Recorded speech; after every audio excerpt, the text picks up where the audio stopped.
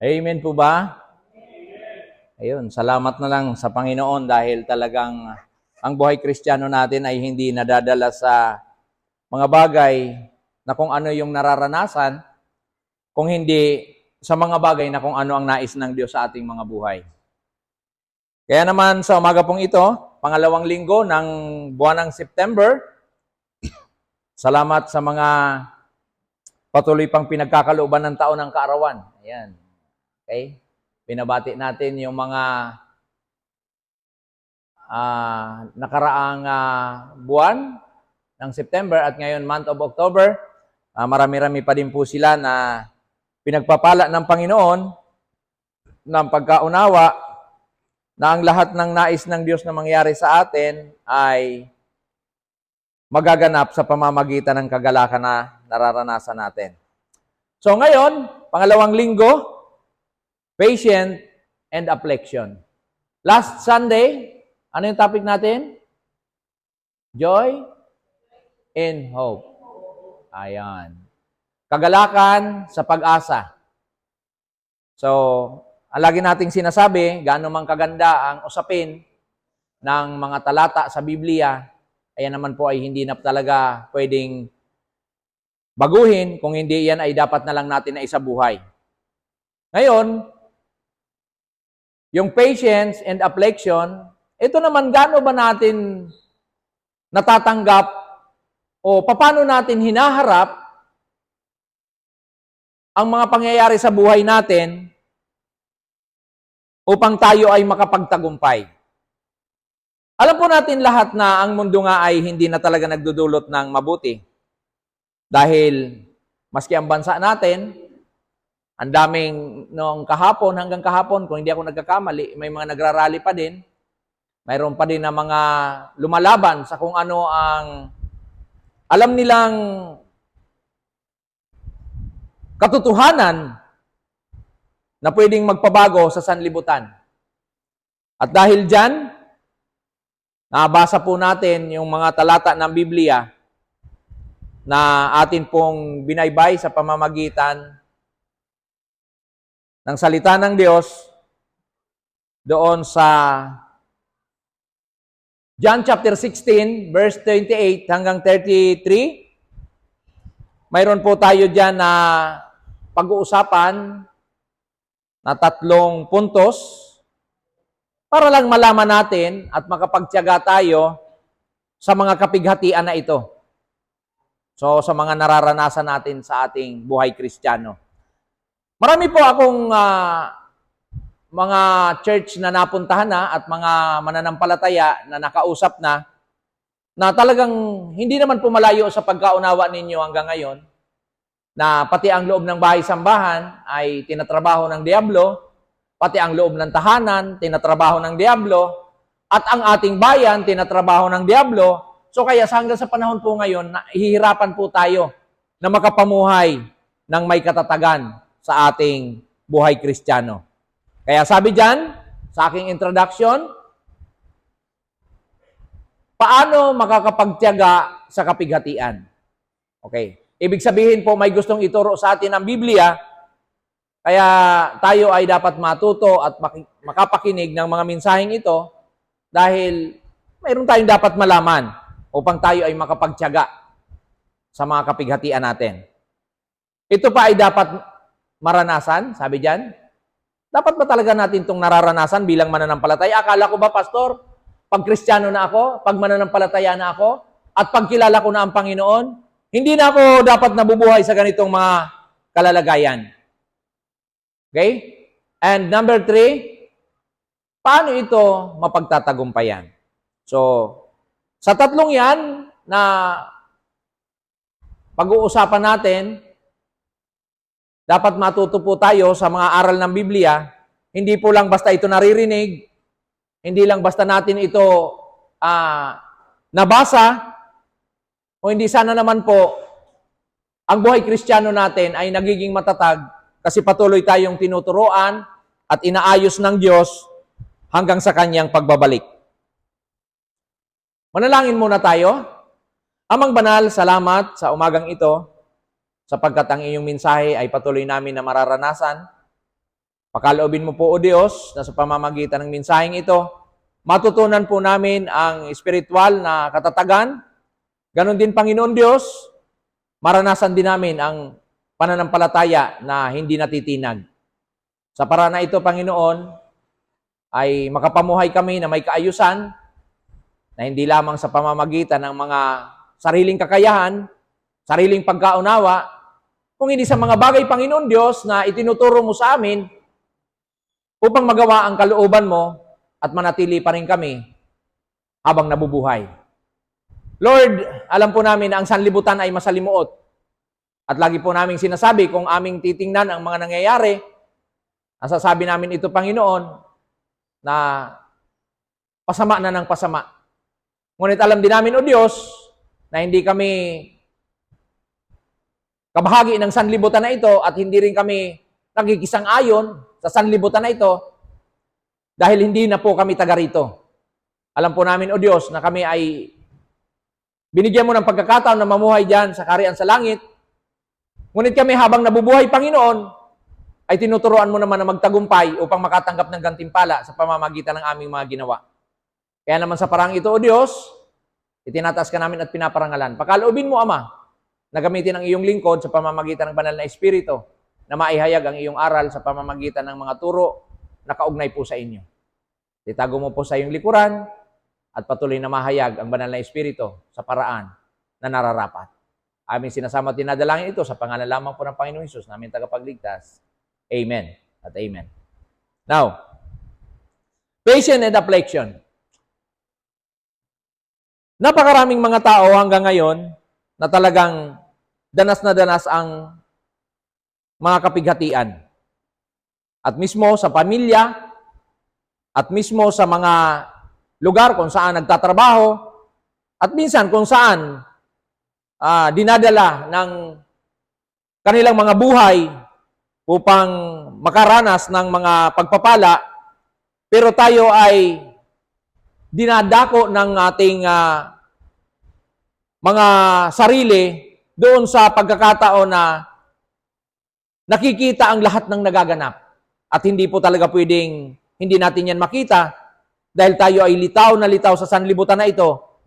Dahil tayo nga ay nagpipilit sa abot ng ating makakaya na hindi makibahagi sa sanlibutan kung hindi maging buhay na patutuo ng kapangyarihan ng Diyos sa langit. Kaya naman, ang unang-unang punto na pwede nating makita sa pag-uusap na ito, mayroong nakakaalam ng lahat ng bagay. Sabi diyan, mayroong nakakaalam ng lahat ng bagay. Walang iba kung hindi ang Diyos. Kung pinagdududahan pa rin natin ito, at hindi pa natin nauunawaan na may manlilikha, at may naggawa, at patuloy na may aasahan sa kanilang mga plano, sa darating pang panahon, baka ngayon matuto tayo at mamulat na ang lahat ng ito ay bunga ng mga nakatala na salita sa Biblia. Ito'y mula sa turo at aral ng Diyos. John chapter 16 verse 28 to 30, ganito po ang sinasabi. Ako nga'y nanggaling sa Ama at naparito sa daigdig. Ngayon, aalis na ako sa daigdig at babalik sa Ama. So, ibig sabihin, mga minamahal kong kapatid sa Panginoon, mayroong isang Diyos na nakasama na natin dito sa lupa, naging personal, nagkatawang tao, at hindi kailanman ikaila na siya ay tunay na Diyos. Bagamat napakarami ng mga tao ang hindi naniwala sa Kanya, pero mayroong naniwala dahil sila ay tunay na hinirang ng Ama para sa Kanyang kaharian. So ano ang ibig sabihin natin? Napakaraming mga turo sa Biblia ang nagsasabi na mas marami ang mapapahamak kaysa sa mapupunta sa kabutihan. At marami din tayong mababasang turo sa Biblia na marami ang nagsasabi na makasusumpong ng daan patungo sa kapahamakan kaysa sa patungo sa kaligtasan. Kaya ang sanlibutan po natin, ngayon, kung ating titingnan, mas marami na ang tumitingin sa mga bagay na kung ano ang itinuturo ng mundo, hindi na sa itinuturo ng Diyos. Napakarami na ring mga tao ngayon naniniwala na may ginawa ang Diyos at may magagawa ang Diyos, pero mas pinipili na maniwala sa kung ano ang kanyang makakaya. Dahil ang katuwiran, ang Diyos ay hindi nakikita. Dito po ipinakita ng ating Panginoong Jesucristo na siya ay nakasama natin dito sa daigdig, pero bumalik na siya sa kanyang lugar kung saan dapat siya ay naninirahan at makasama ang Ama na naghirang sa kanya. And verse 29, sinabi ng kanyang mga alagad, ngayon po'y tuwiran na ang iyong pangungusap sa amin at hindi na patalinhaga. Bakit po kaya? Kung maalala po natin, sinasabi ng Biblia na ang Diyos na Kristo na bumaba sa lupa, nagkatawang tao, ay magsasalita sa mga talinhaga. Kaya nga po, ang mga eskriba at mga pariseyo ay lalong nalilito kasi parang hindi talaga nila malaman kung siya ba'y totoo o hindi. Kasi nakatingin lang sila sa kung ano yung nakikita ng mata at hindi talaga nila naramdaman kung ano ang sinasabi ng Espiritu sa kanilang mga puso. Kaya ano pang sabi sa 30? Ngayon, alam na po alam ninyo ang lahat ng bagay at hindi na kailangang tanungin pa kayo ni numan. Dahil dito, naniniwala po kami na kayo ay mula sa Diyos. Mapalad tayo bilang mga tao na hanggang ngayon, si Kristo ay pinaniniwalaan nating Diyos. Sapagkat may mga tao na hanggang ngayon hindi matanggap sa kanilang mga sarili na si Kristo ay Diyos. Dahil ang kanilang katuwiran, siya ay tao, ipinanganak ng tao, at dahil ang tao ang nanganak sa kanya, kailanman hindi pwedeng manganak ang tao ng Diyos. At alam ng iba na bagamat siya ay Diyos, hindi pa rin matatanggap dahil alam nila na ang tao ay namamatay. At ang Diyos ay hindi mo kayang patayin. Kaya nga sabi nila, kung si Kristo ay tunay na Diyos, bakit siya namatay? At kung naman ang Diyos na ito, na pinaniniwalaan natin, ay hindi nagsasabi ng katotohanan, sana po, nababasa natin sa Biblia na ang kanyang mga ginawa ay hindi po nagtagumpay. Kasi po, alam natin na ang sino mang nagmamagaling sa mundo na to, at sino man tao na naglalagay sa kanyang sarili ng kalakasan, ng mga bagay na ayon lamang sa kanyang pagkaunawa at karunungan na ayon lamang din sa kanyang pagkaunawa ay natatapos po sa masalimuot na buhay. Napakarami nating mga bayani, pinagtanggol ang ating bayan, pero pag inaral mo ang kanilang mga history sa buhay, ay hindi naman sila nabuhay na perpekto. At hindi naman sila nakaranas ng buhay na talagang sinasabi natin na may katuwiran. Nagkamali sila at maraming mga tao kahit sa espiritual na pamantayan na maraming mga karakter sa Bible na nagpatotoo na sila ay talagang malapit sa puso ng Diyos katulad ni David at tinawag pa si Abraham na father of faith pero hindi naman sila nabuhay na ganun kaperpekto. Hanggang sa huli, nakaranas pa rin naman sila ng failure. At sa mga buhay nila, napatutuhanan na mas makapangyarihan si Kristo kaysa sa lahat ng naging tao sa sanlibutan na to. Ngayon, patutunayan natin na mayroong nakakaalam ng lahat ng bagay na pinanampalatayanan ng kanyang mga alagad dahil hanggang ngayon, hindi po naputol yung pananampalataya na yon ng mga alagad sa kabila ng mga dinanas nila sa buhay ng mga kapighatian, yung mga pagdurusa. Alam natin na ang mga lingkod ng Diyos na si Kristo, nung sumampalataya sa kanila katulad sa sinasabi ng Biblia, na ngayon tuwira na ang pangangaral ng Diyos dahil siya ay babalik na sa Ama, at sumampalataya sila na ang Diyos na ito ay tunay na makapangyarihan. Marami pong mananampalataya ang mga tao, iba't iba, maraming mga pagkaunawa ang tao, kanya-kanya, pero ang aral ng Diyos na sinasabi ay hindi mahahadlagan maging ng kapangyarihan ng impyerno. Kaya po hanggang ngayon, itinuturo pa rin sa atin ng makatuwiran ng Diyos ang pagkaunawa na walang ibang dahilan upang tayo ay mabuhay na nakaugnay sa Kanya at nakakaalam ng lahat ng bagay kung hindi siya lamang. John chapter 14, verse 23 hanggang 24, ang sabi diyan, ang Diyos ay gumagawang kasama ang mga nagmamahal sa Kanya. Ngayon, paano natin sasabihin na ang Diyos na si Kristo na nagkatawang tao sa lupa ay hindi tunay na Diyos at hindi natin nakasama kung siya'y gumawa bilang Diyos sa mundo na to nakasama natin. John chapter 14 verse 23 hanggang 24, ganyan po sinasabi. Sumagot si Jesus, ang umiibig sa akin ay tumutupad ng aking salita. Unang puntos na dapat maalaman natin, kung ang mga taong ito na nagsasabing sila'y mananampalataya kay Kristo at sumasampalataya sila na si Kristo ay Diyos, dapat sila ay nabubuhay sa salita ng Diyos.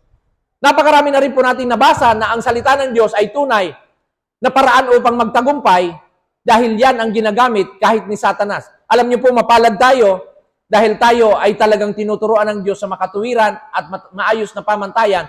Dahil si Satanas man din po ay maraming binasa sa Biblia. At kung iisipin po natin, mas maraming memory verse si Satanas kaysa sa atin. Bakit? Alam ni Satanas kung sino ang Diyos at kilalang-kilala ng Diyos kung sino si Satanas.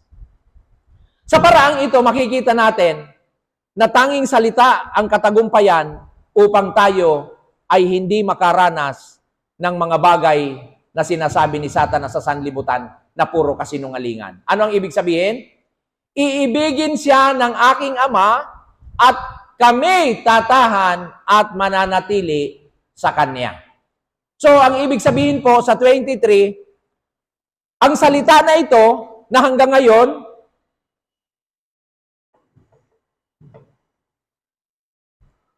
hello, okay. Na ang salita ng Panginoon hanggang ngayon ay hindi pa rin po nababago at kailanman ay hindi mababago. Yan po ang ating pinag-aaralan at yan po ang ating pinapakinggan. Napakarami lamang na mga bulaang tagapagturo at mga mangangaral na hanggang ngayon, pilit pa rin tayong inililigaw. Pilit pa rin tayong tinuturuan ng mga bagay na hindi nagdudulot ng mabuti sa atin.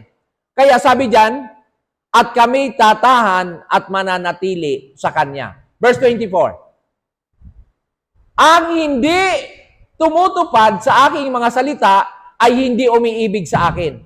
Isa po yan sa pamantayan ngayon ng mundo nang akala nila kapag sumunod na sila sa Diyos at nagniwala ng may Diyos at namamanata na sa Diyos at laging nakikita sa templo at gumagawa ng mga kalooban, akala nila sila ay kabahagi na sa pag-ibig ng Diyos.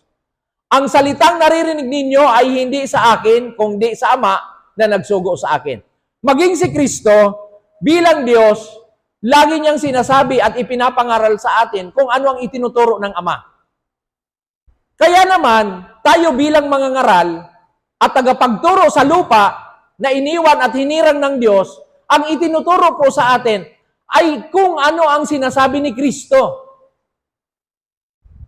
Si Kristo sumunod sa Ama na nag-utos sa Kanya, bumaba sa lupa upang iligtas ang sanlibutan. At si Kristo naman naghirang ng mga tagapagturo at tagapangaral upang ituro kung ano ang sinasabi ni Kristo. Kasi po, kung iiwalay tayo sa aral na ito at sasabihin natin na hindi si Kristo ang dapat na sinusunod, kung hindi ang Ama, isang aral na hindi na makatuwiran sa sanlibutan na ito. Dahil kung wala si Kristo at ang aral ni Kristo ay hindi talaga natin susundan, lahat tayo po ay mapapahamak. Bakit? Si Kristo ang binigyan ng karapatan ng Ama na maunawaan ng sanlibutan kung sino ang salita at bakit mayroong salita hanggang sa panahon natin ngayon. Ang Biblia nagsasabi, sa pasimula pa'y naroon ng salita, kasama na ng Diyos ang salita at ang salita mismo ay Diyos. At kung hindi pa natin masyadong naiintindihan, makikita po natin sa mga susunod na talata na ating bubuksan. Pagkatapos po ng John chapter 14, verse 23 hanggang 24, mayroon po tayo, verse 2. Ano ang sabi? Ito'y itinilagan niyang maging tulad ng kanyang anak.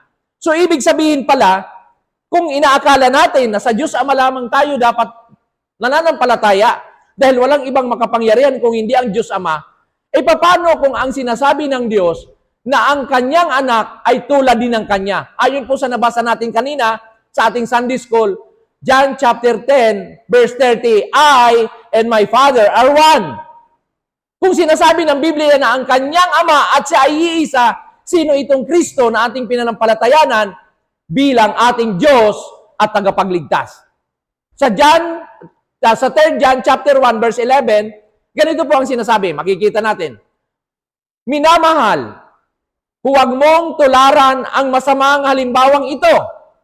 Alin yon? Ang tularan mo ay ang mabuti sapagkat ang gumagawa ng mabuti ay anak ng Diyos. Ang gumagawa ng masama ay hindi pa nakakakilala sa Diyos. Minsan ito ang ginagawa ng mga tao. Sa sanlibutan, sabi nga, naririnig ko ito minsan sa akin mismong mga anak.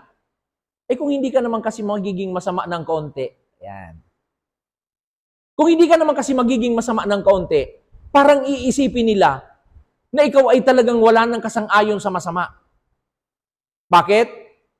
Subukan mo pong gumawa ng puro kabutihan. Tutuyain ka. At parang iisipin mo naman, kung wala ng konting kasamaan, parang hindi ka naman makapananagumpay. Narinig ko ito. Mismo ng aking mga tainga. Sa mga tao na nakakahalubilo ko, alam mo, Pastor, sa Biblia nga, yung hinirang ng Diyos na 12 alagad, may naging Judas. Na para bang sa mabubuti, dapat may konting masama. Bakit? Ilan yung gumagawa ng kalooban ng Diyos? 11. Pero yung isa, magkakanulo sa kanya. So ngayon, ganito ba talaga ang katuwiran ng Biblia at sasabihin natin na kailangan mabubuhay tayo na may konting kasamaan? Hindi po. Kung hindi ang sinasabi ng Biblia, mabuhay tayo na gumagawa ng mabuti kasang-ayon ng Diyos sapagkat ang gumagawa ng masama ay hindi nakakakilala sa Diyos. Ang laging katuwiran, Pastor, hindi naman ganun kalaki yung kasalanan ko. Alin ang mas malaki ang kasalanan? Yung kumuha ng piso o yung kumuha ng 1,000?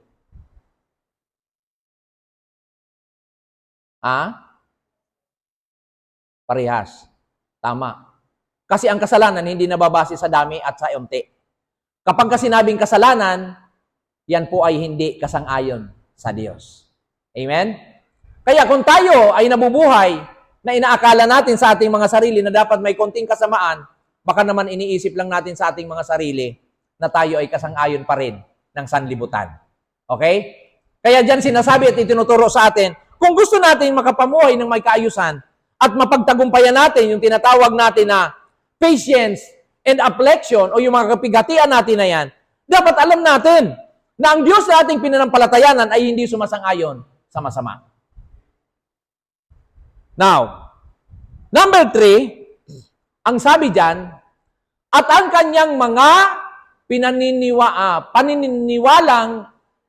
pinawalang sala, at ang kanyang mga pinawalang sala ay kanya namang binigyan ng karangalan. So kung ating nauunawaan na ang gumagawa ng mabuti, siya lamang ang pinawalang sala, paano naman pala kami, Pastor? Nagkakasala pa, nakagagawa pa ng mga pagkakamali. Hindi pa pala kami kasali sa pinawalang sala ng Diyos. Sino ba talaga ang nakakapamuhay sa mundo na hindi na nagkakasala? At sino ba yung nagsasabi na nabubuhay sa mundo na hindi na siya nagkakamali? Parang may problema tayo dito pagka ito ay ating tinungtungan na kailangan mabuhay tayo sa mabuti at kalimutan natin ang masama. Naalala ko, last Sunday, ang itinuro sa atin ng Diyos, doon sa ating mga talata sa Biblia, na talunin natin ang mabuti ang masama. So, dito naman ngayon, itinuturo naman sa atin na kung tayo ay gagawa ng masama, hindi pa natin kasama ang Diyos at wala pa sa atin ang Diyos. Diyan sa mga talata ng Biblia sa Romans chapter 8, verse 28 to 30, itinuturo sa atin ni Pablo na malaman natin ang tunay na kaugnayan natin sa mabuti at ang tao sa masama. Ano sabi? 28. Alam na nating sa lahat ng bagay ay gumagawa ang Diyos para sa ikabubuti ng mga nagmamahal sa Kanya. So, ibig sabihin, ang Diyos ay hindi kailanman gagawa ng masama para sa Kanyang mga hinirang. Eh, paano yun, Pastor? Hanggang ngayon, nakakaranas pa rin kami ng hindi mga magagandang bagay. Alam niyo po kung pag-aaralan natin ang kabuang turo at aral ng Biblia, nabasa na po natin yan sa mga taga-Corinthians, chapter 2, verse 1, na kaya tayo minsan may mga kapighatian para nararanasan natin naman kung gaano ka makapangyarihan ang Diyos. Eh, isipin na lang natin, habang nandito tayo sa lupa, lahat ng nararanasan natin, puro okay. Wala na tayong mga kabigatan, wala na tayong nararanasan ng mga kapighatian, wala na tayong anuman na inaakala sa sarili natin na panatag na tayo sa lahat ng bagay. So parang iniisip natin na wala nang anumang dapat balakid dahil tayo ay mga hinirang ng Diyos at tayo ay dapat hindi na nakakaranas sa mga kapighatian. Ano kaya ang kalagayan natin bilang Kristiyano? Alam niyo po kung bakit mayroon Judas sa 12 alagad ng Diyos? Hindi maisa sa katuparan ng Diyos ang lahat ng bagay kung wala siya. Ibig sabihin pala nito, kung may mga nangyayari sa buhay natin na hindi maganda, paghahayag lamang yon ng kayang gawin ng Diyos sa buhay mo. Ibig sabihin pala nun, kung ikaw ay natutuligsa at ikaw ay nagkakaroon ng mga karanasan na katulad nito, paghahayag lamang pala na ang Diyos ay nalalaman natin, kasama natin habang nandito pa tayo sa mundo. Kaya pala, may mga pangyayari sa buhay natin na hindi natin kayang ipaliwanag para patutuhanan na ang Diyos ay nariyan para tulungan tayo. E isipin na lang natin, kung lahat tayo ay okay na, hinahantay na lang natin yung pagbabalik ng Panginoon. Para saan yung reward? Para saan yung sinasabi natin na pagtatagumpay? Para saan yung sinasabi natin na pagtitiis? Kung ang lahat ng ito ay naging payapa at okay na sa atin. Ang pinakamasarap lang na pangyayari sa buhay na ito, mga minamahal kong kapatid, habang itinuturo sa atin ng ganito ng Panginoon ang ganitong mga turo at aral, alam nating sa lahat ng bagay ay gumagawa ang Diyos para sa ikabubuti ng mga nagmamahal sa Kanya. So, ibig para sabihin ito, sa kabila ng mga bagay na nararanasan natin, makikita natin ang layunin ng Diyos ay mabuti. Sabi diyan, silang mga tinawag ayon sa Kanyang layunin. So, ibig sabihin pala nito, kaya tayo may mga nararanasan na ganito, mayroon tayong mga paghihirap kasi dito natin napapahayag na ang Diyos ay may ginagawa sa buhay natin. Verse 29. Sapagkat sa mulat-mula pa'y alam na ng Diyos kung sino ang magiging Kanya at ang mga ito'y pinili niya upang maging tulad ng Kanyang anak. Wow! Kaya pala, sa gayon ang anak ang naging panganay sa lahat ng maraming magkakapatid. Okay, Pastor, dahil dyan, sinabi mo na, alam na pala ng Diyos kung sino ang kanyang mga magiging anak sa simula't simula pa. Eh bakit pa ako magsusulwining? Eh bakit pa ako magdi-discipleship? At bakit ko pa kailangang ipahayag ang mga salita ng Diyos sa mga tao? Eh ano bang sinasabi ng Biblia? Di ba nga may nawawala? Mga minamahal kong kapatid, sino maghahanap sa kanila? At inatasan ng Diyos ang kanyang mga hinirang na matuto at maalaman ang plano ng anak dahil hindi na po sila kahiwalay. Kaya sino ang magtuturo at mangangaral sa atin tungkol sa katuwiran at katotohanan na mula sa Diyos? Di ba si Kristo? At di ba naghirang si Kristo ng mga tagapagturo at tagapangaral para mayroon siyang uutusan? Sabi ng binasa natin sa John chapter 10, ang mabuting pastol. Ngayon, sino yung magbubukas sa mabuting pastol para maalagaan ang mga nasa kawan ng Diyos? Di ba may mga tagapagbukas ng kanyang pintuan? Dahil ang tunay na mabuting pastol ay hindi lumulundag sa bakod kung hindi dumadaan sa pinto. Kaya mga minamahal kong kapatid, pag pinag-aralan natin ang Biblia, tunay tayong may kaugnayan sa sinasabi ni Kristo dahil ito ang kanyang nais. Ang magiging panganay na anak ng Ama, walang iba kung hindi si Kristo. Ang mabuting pastol. Kaya tayo, bilang kanyang mga hinirang, ang tatrabaho. Kaya maraming mga Kristiyano po hanggang ngayon ayaw magtrabaho sa loob ng church. Kasi bakit? Trabaho yan ang hinirang. Sino ang hinirang? Ang anak na si Kristo. Naghirang si Kristo ng magiging mga alagad niya. Eh kung hindi nagtrabaho yung mga alagad niya, sino ang magtatrabaho? Kaya ang akala natin, okay na tayo na nandito lang sa church. Okay na tayo na hindi na natin ginagawa yung mga bagay na pinapagawa sa atin ng Diyos. Alam naman na pala ng Diyos, pastor eh. Bakit pa tayo mangangaral at bakit pa tayo hahayo? Para saan ang bahagi mo sa pagiging anak ng Diyos kung hindi natin ginawa yung iniutos ni Kristo? Ano ang iniutos ni Kristo? Matthew chapter 28 verse 18 to 20. Go ye therefore. Diba? Tapos sasabihin natin, marami ako, pastor, busy ako, marami akong ginagawa. Alalahanin natin, ang tunay na anak, ayan o, nagiging panganay sa lahat ng maraming magkakapatid. Kung hanggang ngayon, hindi pa rin natin alam ang kalalagayan natin bilang tagapaglingkod at tagasunod kay Kristo, baka may problema po tayo. Baka lang, assuming tayo, na tagasunod tayo ni Kristo at mananampalataya tayo kay Kristo, pero hindi talaga natin alam ang tunay na kahulugan ng pagiging bahagi sa kaharian ng Diyos. Verse 30. Last. Ang mga pinili, sabi diyan, niya noon panguna ay kanyang tinawag. Ayan o. Siguro naman malilinawan ang ating mga kaisipan diyan.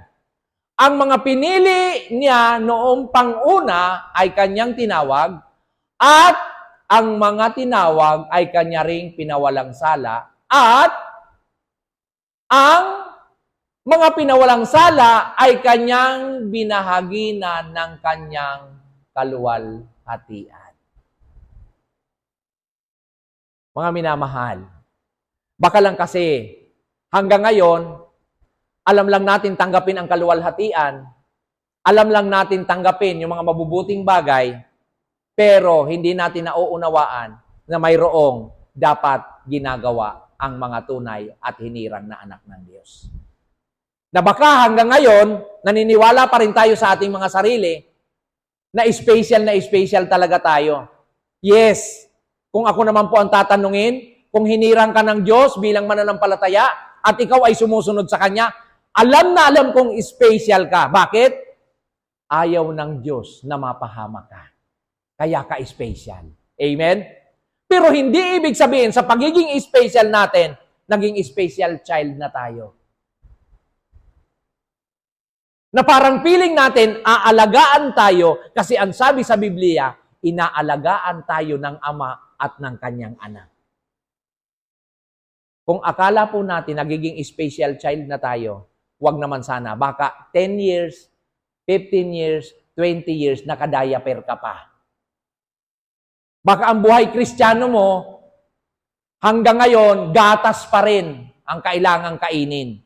Na baka naman ang buhay Kristiyano natin hanggang ngayon, kailangan pa nating humanap ng dede. Sana naman bilang mananampalataya, lumalagong espiritual, hindi na po tayo kailangan utusan. Hindi na po tayo kailangan pang pinagsasabihan. Kung ano ang kaugnayan natin bilang isang kapamilya ng Diyos, alam natin kung ano ang pinag-uutos ng Diyos. At kung ano ang pinagagawa ng Diyos. Alam niyo po yung mga bata kung bakit sila tinitrain? Hindi po panatili silang bata.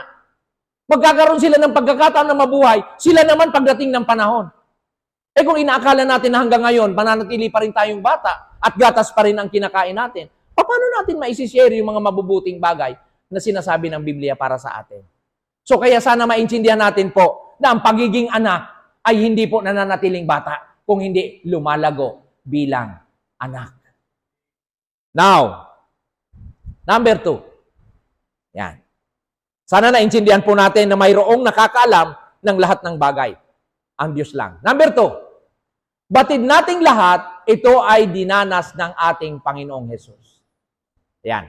Kung may nagsasabi, pastor, mayroon ako nakausap nito, matanda na, magkapatid. Nung pumunta ako ng Dinalupihan, Bataan. Kasi pastor, Diyos siya ako tao lang. Mayroon ako mga kahinaan, mayroon ako mga pagkukulang. Hindi ko kayang gawin yung pinagagawa niya kasi Diyos siya. Ako tao lang. Yung mga nagsasabi dyan hanggang ngayon, na parang hindi mo kayang gawin yung ginawa ng ating Panginoong Jesucristo dahil Diyos siya, baka naman mapag-isip-isip na natin ngayon. John chapter 16, verse 31-32. Ganito po ang sinasabi. Sumagot si Jesus, talaga bang naniniwala na kayo? Kasi sabi doon kanina sa binasa natin, na nalalaman ng Diyos ang lahat ng bagay, hindi na siya nagsalita ng mga patalinhaga, dinirekta na niya yung kanyang mga alagad. Sumagot si Jesus, talaga bang naniniwala na kayo? Verse 32. Darating ang oras. Ano daw yung oras na yon? At ngayon na nga, na magkakawatak-watak kayo. Magkakanya-kanya kayo ng lakad at iiwanan ninyo ako. Gayon may, hindi ako tunay na nag-iisa. Bakit? Ano ang sabi? Sapagkat kasama ko ang Ama. So mga minamahal kong kapatid, alam na alam ng Panginoong Jesucristo ang mangyayari sa atin. Bakit? Ngayong pangalang, talagang pinapasok na tayo ng mga maninira, ng mga sumasalansang sa Diyos. Sa tahanan, pilit na pinaghihiwa-hiwalay tayo ng pagkaunawa sa loob pa lang ng tahanan. Bakit? May kanya-kanya ng kaisipan, may kanya-kanya ng mga buhay. Lumalim na sa pagkaunawa ng tunay na kahalagahan ng pagiging tao. Kaya ang nangyayari, may sarili ng desisyon.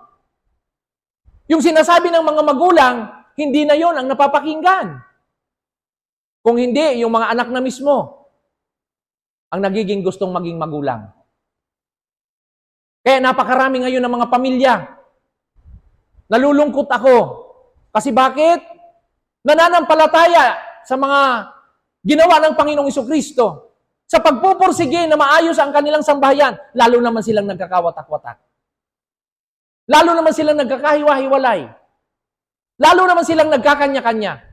Kaya mga minamahal kong kapatid, ang mga salitang ito ay paalala sa atin ng Diyos na kung ano man ang nararanasan natin sa ating bahay-sambahan, sa ating tahanan, sa ating buhay Kristiyano, dapat nakikita ang katatagan natin na tayo ay nakaugnay sa ating Panginoong Diyos.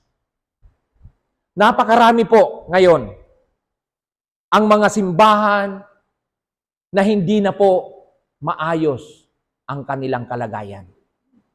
Marami po ngayon ang mga tao na hindi na po sumasang-ayon sa kung ano ang sinasabi ng Biblia, kung hindi sa kung ano ang gusto nila. Marami na po ngayon ng mga tao kung ano ang sinasabi ng kanilang mga nakapaligid at kung ano ang sinasabi ng mga taong mas magagaling kaysa sa kanila, yun ang kanilang sinusunod. Hindi na po ang sinasabi ng Biblia. Kaya ano ang sabi ng Panginoon? Verse 32. Ayan.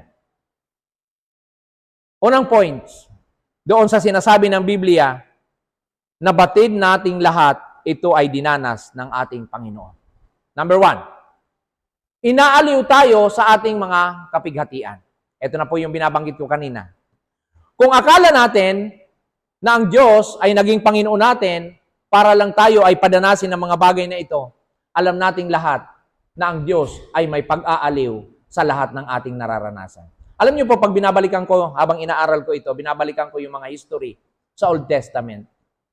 Alam niyo po, wala pa akong nabasa na ang mga hinirang ng Diyos ay hinayaan ng Diyos na mapahamak.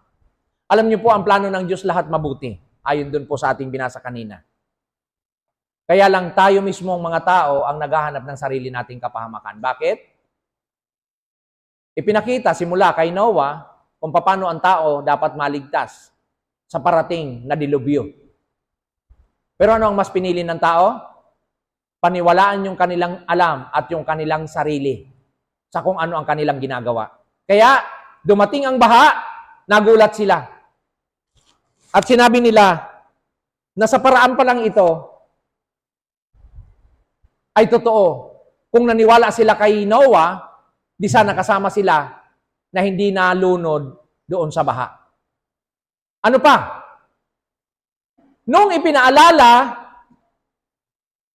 ng Panginoon kay Lot na ang Sodoma at Gomora ay hindi na po talaga mabuti sa paningin ng Diyos at umaabot na ang alingaw-ngaw ng kasamaan nila sa langit, sinabi ng Diyos na bigyan mo silang babala. Hindi naman talaga ang Diyos naglalagay ng mga sakuna na hindi muna nagbibigay ng babala. Kaya ang nangyari, napakarami na pakikipag-usap ng Panginoon kay Abraham. Kung makakasumpong ka ng 10 na mananampalataya sa Sodoma and Gomora, hindi na uulan ng apoy. Wala pong nasumpungan na 10. Ibinaba hanggang 5. Wala pa rin pong nasumpungan. Kaya ang nangyari, natuloy pa rin ang pag-ulan ng apoy sa Sodoma and Gomora dahil yung mga hinirang ng Diyos na nagsalita ay hindi na pinakinggan. At yung ibang mga hinirang ng Diyos ay hindi na po talaga nakisang-ayon sa plano ng Diyos. Nakisang-ayon na sa kung ano ang plano ng mundo. Anong nangyari? Nung inilabas ang mga Israelita sa Ehipto para dalhin sa lupang pangako na ang sarap sana na magiging buhay nila. Kung sinunod lang talaga nila yung plano ng Diyos, ginawa nila yung utos ng Diyos, wala naman pong magiging mahirap. Pero bakit sila sobrang naging balakid sa kanila ang paglalakbay? Dahil sa katigasan din ng kanilang mga ulo. Kaya tayo bilang mga hinirang ng Diyos, malaman natin na ang ating Diyos, kung kailan tayo ay nagdadanas ng mga kapighatian, doon mo mararanasan ang kanyang pag-aaliw. Hebrews chapter 12, verse 5 and 6, ganito po ang sinasabi. Nalimutan na ba ninyo ang panawagan ng Diyos sa inyo bilang mga anak niya? Mga salitang nagpapalakas ng loob. Ayan. Kaya parang kung minsan nakakaranas tayo ng panghihina ng kalooban, ayan. Balikan natin ang Hebrews chapter 12, verse 5 to 6. Ano ang sabi? Na ang salitang nagpapalakas ng loob.